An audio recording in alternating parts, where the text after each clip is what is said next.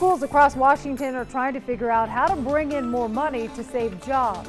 A change in state law could leave that up to voters. People are looking for parking all the time. Some University of Idaho students have developed an app they hope will solve a common problem we can all relate to: finding a place to park. High pressure moving into the inland northwest. That's good news for the Bloomsday weekend. Your forecast is next.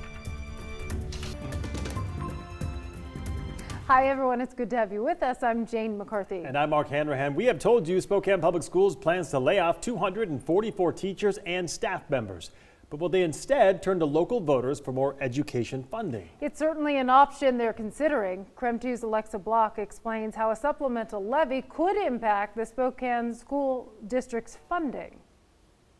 Spokane Public Schools faces a $31 million deficit. Additional state funding will reduce that number, but it won't cover everything. And that's where the discussion of a supplemental levy comes in. If the school board chose to, they could ask voters for a supplemental levy at a rate between $1.71 and $2.50 per 1,000 assessed value. These numbers represent the current Spokane voter-approved capacity and the new state limit on local levy rates. The district estimates $15 million could be generated at the $2.50 rate. The soonest a supplemental levy request could end up on the ballot is November.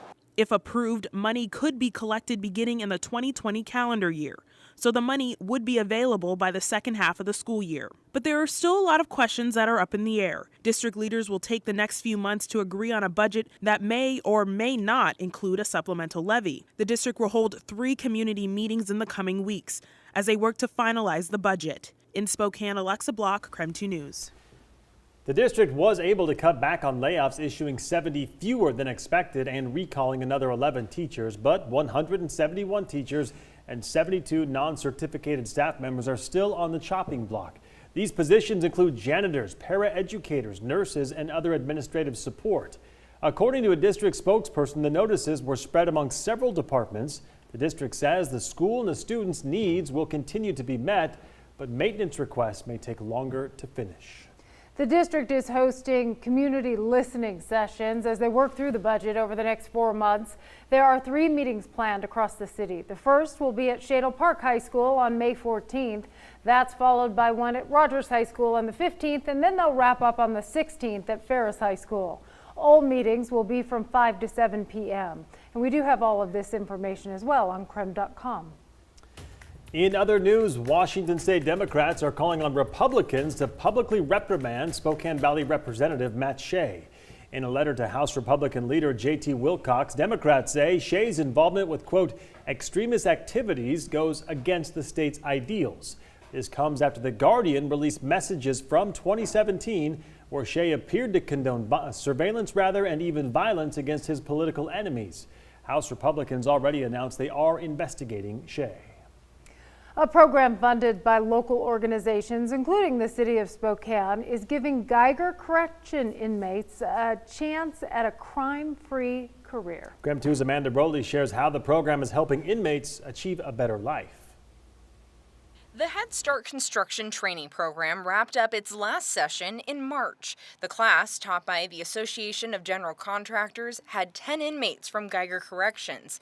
9 of them graduated. Mike Ankeny is the director of this AGC program. He says Geiger approached AGC about starting it. They hoped it would provide better opportunities for inmates once they're released. One of the things they brought up to us was the fact that one of the major reasons people reoffend is because of the lack of a job opportunity for them when they release. He says the Head Start program teaches the inmates life skills, construction skills, and they follow up with job placement opportunities. The 6-week class includes about 180 hours of construction. In fact, some of those hours produced a greenhouse on the grounds of Geiger. The first 2 classes we did was on site, and then we introduced the aspect of coming out into the community. Geiger Corrections officers, along with AGC instructors, keep a close eye on inmates when they go off-site for a training project. Ankeny says the program has seen a few success stories already. One individual went through our program, and he's in the Ironworkers Local Apprenticeship Program now. He says the program exists for those success stories. Just because they maybe made a mistake in their past, that they could get back on track and get a quality job and get their lives turned around. Amanda Rowley, KREM 2 News. Turning now to Bloomsday Sunday, the runner statues in Riverfront Park are outfitted in Bloomsday t-shirts ahead of this Sunday's run. Now, for 22 years, the same woman has dressed the statues in shirts. They're all from previous races. She does it in the days leading up to Bloomsday. She says it's her contribution to the fun race weekend. It's a little like Bloomsday museum for people. They walk through the runners and see the shirts from all of the past years, and they comment that, oh, I did that race, or oh, I had this one. So she actually has to collect new shirts for the statues each year because people typically take them off the runners to collect for themselves. That's another way of saying, well, yeah, they take them. Well, she doesn't run the race, but she has become a huge part of the event year after year, and we thank her for that. It's always fun to see. Yeah, so if you heard this backstory, don't take the t-shirt off the statue. Yeah. Leave it for her, right? She could use them. Yes. Well, the trade show is happening right now at the Spokane Convention Center, and that's where you can pick up everything you need to know for the run. Our Tom Sherry is live at the trade show tonight with a look at your forecast and more. Hi, Tom. I tell you what, I am so excited. I love this. I love Bloomsday. And, you know, for years and years and years, decades, we'll say, had a chance to either broadcast or participate. But when you come to this trade show, there's just such a great buzz. And when you first walk in, this is the area where you actually pick up your race packets. Then a little bit later on in the broadcast, I'll take you over to the actual trade show where you get all kinds of great swag and the latest and greatest in running gear and lots of freebie stuff too. It really is kind of a neat thing. But first, let's talk about, really, we may see temperatures in the 70s for the first time this year all weekend long. And for Bloomsday Sunday, look at this. Yeah, it's always a little chilly. We'll see temperatures in the mid-50s, but you can see as we wind our way through the morning hours, it warms up nicely. We'll see partly cloudy skies. We might even have to worry about a little sunscreen as we look for a daytime high on Sunday of 72 degrees. Here's a look at your weekend weather. And again, we're looking for Saturday, again, partly cloudy skies, also looking for temperatures in the low 70s. So some absolutely beautiful weather for us to enjoy as we head into the first weekend of May. All right, I'll show you just how easy this is for you when you come down to the trade show to get your runner's packet, including your name. You just go over to the nice, friendly people right there. Hi, my last name is Sherry. Sherry. Yeah. Are you sure you're in the right place? Are Blooms- you an elite? A runner? Yes. Oh, that's not right.